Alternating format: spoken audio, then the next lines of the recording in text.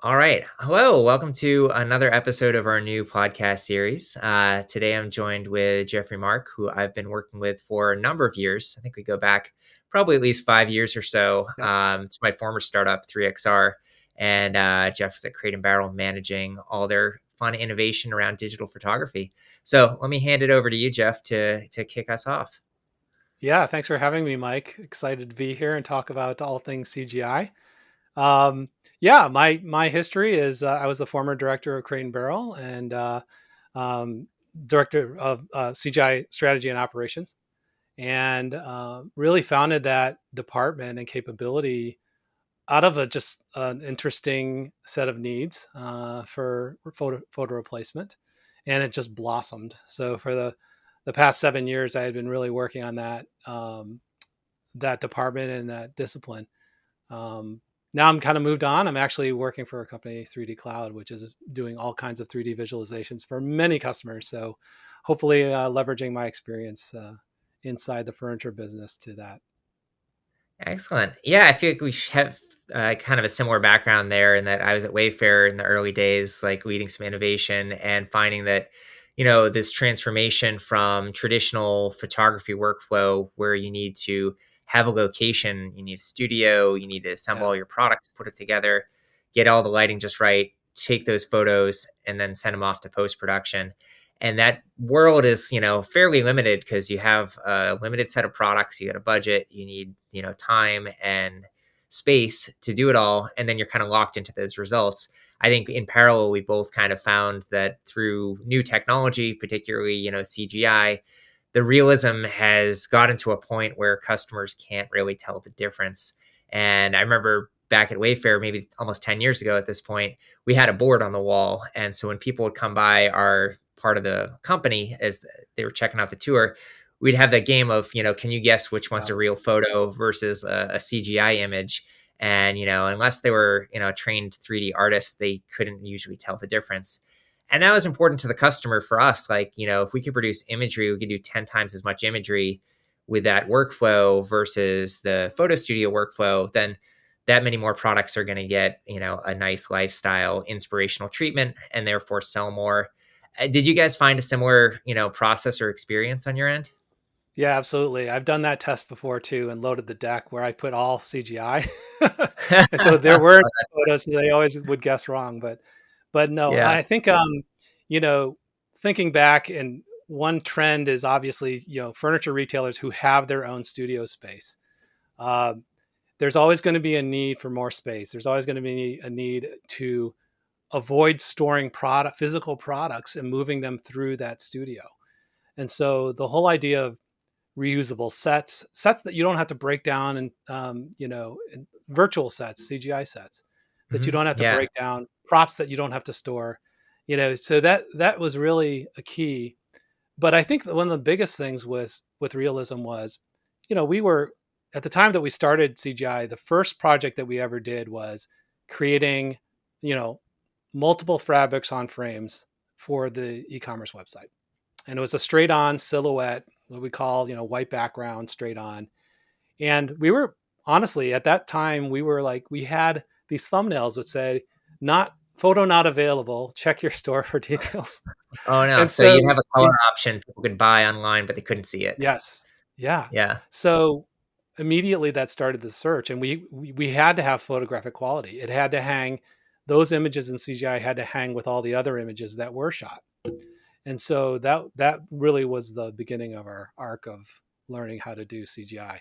Um, so yeah, so I think ultimately learned a lot of lessons. I think the holy grail for folks like Crate and Barrel and other people in the market was, catalog. The level of lifestyle photography that you could do in a catalog, not having to go on location, not having to ship a stick of furniture, and saying, hey, we can do this. We can do any place in the world you want. We can go there and create that environment. So that's the holy grail. But then you've got that, and you've got also e-commerce, which is very documentary style shooting. You want to honor the Yeah. product. You're not necessarily telling a story, and that has to be done at scale. So and on the one hand, you got artisanship in CGI, and the other hand, you've got automation and scale, and that's where the bulk of my work was at Crate and Barrel. Excellent. Yeah. I think, as other folks who are watching this or maybe in the similar space or similar situation, if they haven't gotten started yet, maybe they're still in that traditional process. Mm. Like, what do you generally advise is the best place to get started for someone new to this space? Yeah. I think the first is realizing that there are kind of two streams of work that I see. And one is photo replacement, which is there's kind of a cost savings, but it's more like taking opportunities to do things that maybe you couldn't do because of your limitations as an organization. The other thing is making money and using visualization to make money. And that's where you're starting to get to the AR, the configurators and things like that. So for a company getting started, I always say focus on to use CGI for things that you can't do now, and that whether it's capabilities or whether it's a it's a level of output and scale that you can't handle. So for example, custom upholstery, that's a no-brainer. There's no way you're going to take that many millions of combinations of photos. So that's a no-brainer for CGI. And that's going to Mhm. make money, right? Obviously, if you have a custom program, a custom upholstery program, you're going to want to support it with images. Images are commerce, and that's the take that I've gotten. Um, so again, yeah, doing things that you can't do now, figuring out how to Mhm. automate. And the other thing I say is use people and resources for the things they're good at. So there was never a one source place. It's getting closer. Companies like 3D Cloud have a lot of capabilities, and even Super DNA has a lot of different capabilities. But even when you look at artists, like we would find that okay, some artists are really good at geometry and making models, digital Mhm. doubles and Yeah. product furniture, and some folks are really good at textures and knowing how to light and create renderings. And so Yeah, it's finding almost two it different skill little, sets. Yeah, yeah, we it we is, do and internally split our workflow. It is specifically that way. So we have modeling teams that do the geometry and then texturing yeah. teams that do the materials and the lighting. Yeah. So the advice I get, other than that advice, the two other points is it's also like just being sure that you get educated on who's good at what. You got to try things, you got to give tests, you got to give pilots, and you got to find out who's good at what. And then you're just like really constantly looking at your resource pool to find out, okay, who's good at what and how can I dial up and have people focus and knowing that sometimes studios and resources will get better over time, but that initial take is super important to assess.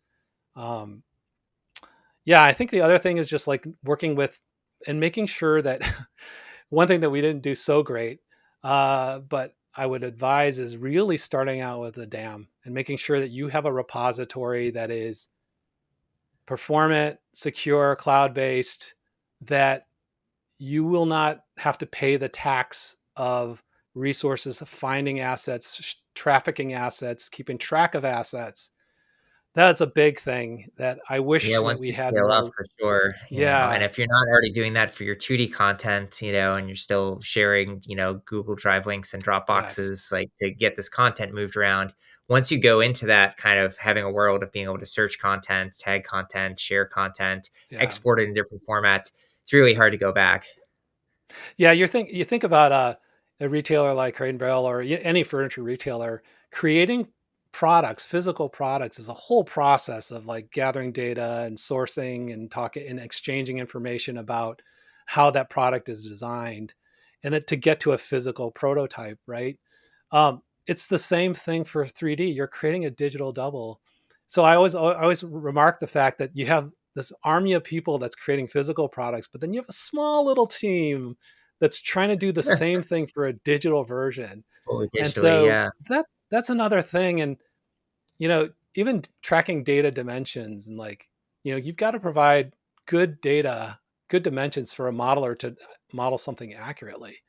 And so that's another thing, looking at your own readiness as a retailer or any kind of customer who's going to do CGI.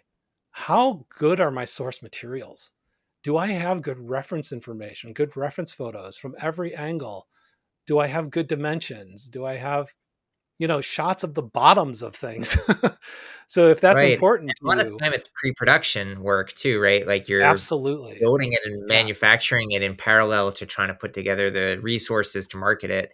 And Yeah. those efforts are often, split and compartmentalized. But I Yeah. certainly see a future where this 3D process can be kind of pushed upstream to the product design as well. Yes. And historically, furniture and, home goods are not drawn in CAD unless it's kind of like, office Yeah. furniture that's manufactured or, IKEA is maybe one of the exceptions. But Right. for the most part, the fabrication process doesn't typically, rely on like a engineering CAD process. Exactly. And so I And think it's that's how, directional. Yeah. yeah. A product designer will start with a sketch, and I see a lot of companies also using AI to do concept and things like that, and the process of actually getting to a spec where someone can build it, you're never actually keeping a final version of anything till the end. So the drawback is that as a CGI department, you have to wait until that product is like, with a, like film is like in the can, right? It's like It's log. Yeah, actually yeah. Yep. on film until, and so that really cuts your modeling time down.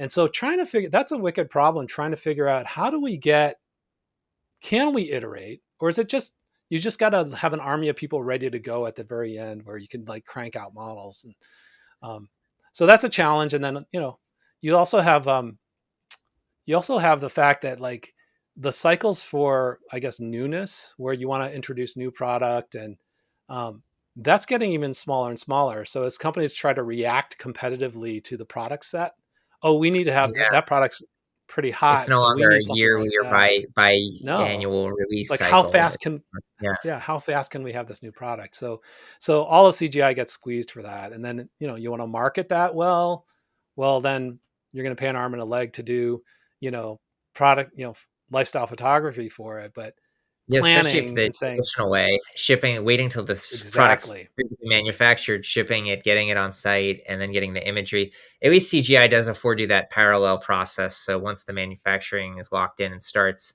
you can then Right. at least build out your marketing material. But I do think there's probably a world in the future where that design iteration happens internally in the 3D visualization space that we're kind of used to, and then that Yeah, as soon as the design gets locked in, you're already done. The modeling's already there. You can spit out the exactly. renders and the videos and the AR content and the configurator experiences Yeah. almost even ahead of, production. So you can maybe take Yeah. pre-orders or gauge like consumer reaction to different options that maybe don't exist yet, but the most Yeah. popular ones, maybe they do get to exist. Yeah. I don't know if anyone's doing that, where you've got this sort of like creative 3D modeling kind of walking in step with the product designers and the sourcing and just iterating as you go. Um, I always thought that that would be great. You've got the modelers sitting right next to the product designers and like, oh, you made a change on that? Okay, I'll just reflect it in this. And like, okay, you're not gonna have that done for a while. That's fine. We'll just put it on the shelf, but like it's ready to go. So again, that's a lot of coordination. It's a lot of working very and thinking very differently. But it's, people do it in different industries. It's just trying to get a legacy retailer who's used to building furniture a certain way with manufacturers, and they don't use CAD at all. Trying to get them to adopt a new way of thinking is, it's a challenge. Sure. Yeah, I mean, I've noticed that in this industry in particular, that the adoption of the newer technology is often met with resistance. But I would say that specifically for spatially considered purchases, like like a couch or a hot tub or something that have to figure out, is this thing going to look good and it's going to Yeah. fit. The AR technology was actually pretty well received and adopted earlier than most. Right, we're starting to see adoption of virtual try-on these days, sunglasses and Yeah. watches and jewelry, but that's kind of, to me, the second wave. The first wave was really the furniture space, and Mm, mm, kind of gave me that opportunity within Wayfair to pursue that technology because there was a meaningful value to the end user. yeah. So there's occasions and history that this industry can adopt a new technology when Right. it's meaningful enough to the customer. Now, I have a question for you, Mike, Yeah. because AR adoption and use of AR, in an e-commerce context, it's kind of been like historically kind of low in terms of like It's engagement, definitely fallen and you're not flat. like The saying only 90%. exception has been yeah, Yeah. go ahead. How do you explain that? And everyone has a mobile device now. And why don't we see that more? Is it that is it not publicized enough? Is it not like people still don't know how to like I think there's what's your thoughts? yeah, it's a combination of factors, and one of the challenges at Wayfair in particular when we were launching this through our mobile app was that, we've had millions of products, and the number of 3D models that we had was, tens of thousands. So it was a lot from a just pure 3D model perspective, but from a percent of catalog perspective, where we're running like, 1% or less, it makes it harder to, make that experience consistent across all your product categories. So although we prototyped with different ways to shop natively in 3D or in AR, like an AR first kind of experience, Mm, ultimately it always kind of got relegated down to, below the fold. You're on the product sure. page and you're exploring the product, and there's a new little button that says like view in your room. Yeah. And the amount of people that would click on that was, relatively small, and partially because they didn't know what it meant. And so we experiment with different messaging. One, I'd call it a misstep that I think we made at the Wayfair app was that we tried to enable it for all products. Like, well, we know we don't have Mm. 3D models for all products, but we'll put the button there anyway. And Oh, if you click that button, you're going to get basically the silhouette with the white background removed as like a little sticker on your transparent camera. PNG. We did that too. Yeah, and I felt like that was like a step backwards that would maybe prevent people from clicking that button Yeah. ever again, because like they see it, they try it, and they're like, well, that's kind of useless. And if they actually got the Yeah. 3D experience, they'd be answering questions about how it looks and how it fits and the different angles. But when you get that 2D sticker right off the bat, it's not really that encouraging to want to use it again. So I think Yeah. part of the adoption challenge was how do you market the feature in a way that is only for a limited selection of Yeah. everything you offer. And then I think from the user perspective too, you see more of this on Amazon now. More and more regular products have a 3D spinner or a 3D, like, Mhm. put it in your space. But a Yeah. lot of times you don't really need to consider what it looks like in space, right? If you're ordering like, some batteries or paper towels, like you don't need to Right. see a 3D model of that. But when you are making that larger considered purchase and it's, like a $10,000 Mm. hot tub, you do want to see where it is. So I think there's certain Mhm. product categories that consumers are more excited and willing and interested in using, like a augmented reality experience Yeah. versus just any old product. So I think Right. there's kind of a combination of factors there that, people may still not really know it exists, or if they've tried it, it's been for a product or an experience that really didn't help them Yeah. make a better purchasing decision. Yeah. But I often run into a lot of people that have, positive experiences using tools specifically around, those bigger purchases and furniture in particular. Mm. And they said, oh, yeah, that's really cool. Like, oh, it's amazing you guys have been doing that for so long. I didn't realize it was around for like 10 years. So I think it's still Exactly. new in people's minds these days. Yeah. I mean, I think we launched our first iPad app. It was it was a room planner. Had about 3,000 products in it. And it was like sort of like poor man's photogrammetry where you would take a picture of your room and you would map out the ceiling and the walls and it kind of moved like this, right? But then you Oh, drop the yeah. furniture in. We actually launched that in 2013, right? So that over a decade ago. But I Wow. think the whole idea was that um what is it good for, right? So you talked about the use case is like, is it a validation on a purchase that I already know I'm going to have? Is it for idea generation? And so some of the things with AI now are, if you're just trying to visualize something in your space in a kind of a stylistic, you know sometimes that might be good for AI. So I think we're trying to still figure out like what is the use case that this visualization is good for, like what part of the customer journey is it good for. And Yeah. Yeah, totally. the other thing is like how do you present that visualization to the customer? We had a lot of challenges in thinking about, okay, AR web spinners are just like they're so low quality in a sense that if I put that as a It feature almost on the takes away product from the page, quality of the product in some cases, yeah, and right? like And and you have actually, to balance what you wanna yeah, present to the user, have a fast loading experience, but you don't wanna make it look worse yeah, or but I think unrealistic, right? If it doesn't represent the yeah. product well, then you're doing yourself a disservice. Yeah, and it's so for people who don't know, I mean, you have a lot of options. Right now you could like, okay, well, I could create the rendering, a straight on rendering, which is like going to be very photorealistic. I can have photographic spin, right? So I do basically renders at every angle, and if quality is important to you, or you could have web AR, which is just very quick loading, and maybe it's a validation of scale because you can do dimension lines on things now, and Or dynamic, then right? If it's yeah, a configurable product, then those types of exactly. interactive experiences can be valuable. And one thing that we're trying to push forward, I should mention that vice chair of the 3D Commerce Group at Kronos, and we've been working on new standards to make models more interesting for the future. One of them is an interactivity extension, so that you can start interacting with those products and Oh maybe open yeah, and close, different yes, doors, or see different features unfold the sofa bed and see how it comes out. So it's not necessarily going to be limited to just a static model where yeah, most of the content is today. And so maybe that additional functionality also drives people to those experiences because now they can start seeing different, yeah, views and interacting, maybe customizing or adding their own monogram to some stitching that could be right, customized or different color yeah, options. So I think that dynamic nature is a good compelling and reason to use 3D yeah. eventually. And having a roadmap too, because if you don't ever have to touch an asset twice. So like say you're doing a recliner or an opening, like a storage ottoman that opens up. You want it to know that you modeled it in such a way that the inside is actually nice, or Yeah, the components are exactly. rigged. So there's a certain way you model that's going to be necessary. So you kind of have to look and think, oh yeah, what could we use these for in the future? So when we model it, let's do it the right way.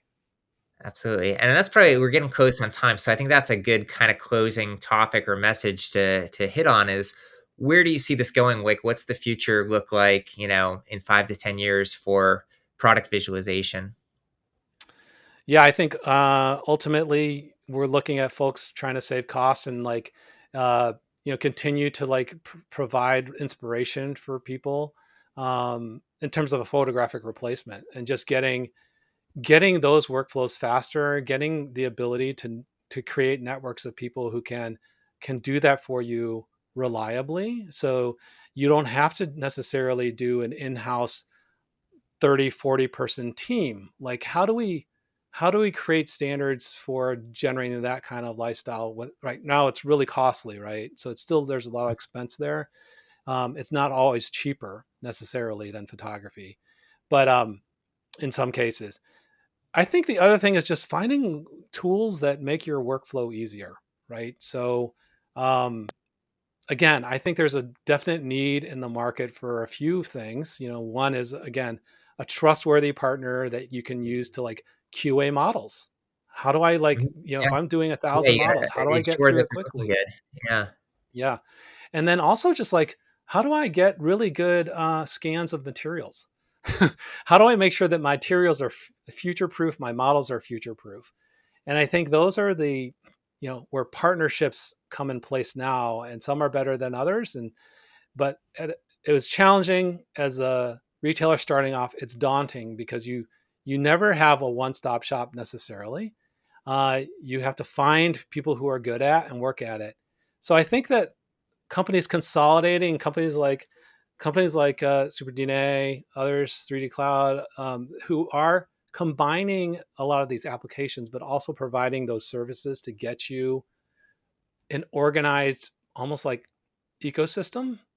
Sure. I Yeah. think that's a need, and I think it's definitely going to be necessary for that companies like that to scale and to provide services that are for someone who's just starting out to someone who's got millions of products, right? So um, yeah, so I think that's where trends are, and then also AI. I think AI is looking for the use case that's kind of foolproof, and interesting to see so many people getting into that and where video is going. Yeah. It's Is totally it going like to the hot replace? topic. Yeah, is it going to replace CGI? I don't know. Like in terms of Yeah, 3D, we do right some now it's AI. yeah, We call it AI CGI on our end, yeah, and depending on the use case, it can be really good. And the technology continues to improve, where you can match lighting and shadowing. So you still yeah, have photographic quality, because we typically base the AI product on a regular photograph, silhouette photography, let's say, and then you can place it in different contexts and scenes. yeah. and you can generate images with a lot more variations and a lot more different backgrounds faster than you would if you needed to model those backgrounds Yeah. each time. Yeah. But there's also, weird artifacts you see. Like we were doing some Sure. outdoor like patio scene, and there was a rug, and then there was grass like growing through the rug because the AI thought, well, it's outdoors, there should be some grass, and it just kind Right. of put it in the Right. wrong place. And so you got Yeah. to watch out for those kind of little gotchas that Yeah. AI can invent stuff sometimes that it's not supposed Yeah. to. And I think it's just where people are going to get used to, right? So like, where will 3D glasses come in? Where will wearables, and the whole idea of getting 3D content to be like, that's the natural expectation for the consumer. Right. Yeah, And if right the now we're in, interface and the yeah, UI is all 3D, then, flat 2D exactly. photos aren't gonna cut it anymore. People will expect Exactly. that full digital experience. So it's ours to create. We've got to create demand for 3D content. We've got to like find the good uses, the killer use cases, I would say, that are like, hey, I have to have this. And again, Yeah. it's things that you can't do normally. Like yeah, you can't ship me a sample of a whole dining room set so I can see it in my room. Yep, Okay. but That's yeah, but that's now we creating can a need digitally, that is value. drop it Yeah, in. Yeah. exactly. Cool. Well, this is a great conversation. I appreciate you taking the time and being one of our first guests on the Thank podcast. you, Mike. Still untitled at this point, but we're hoping to produce more content, You should this coming crowdsource year. the title. Say, people, give me some Yeah, titles. like and subscribe and send your title suggestions. Exactly, exactly. Thank you, Mike. Awesome. Appreciate being here. Well, thank you all for watching. See you next time.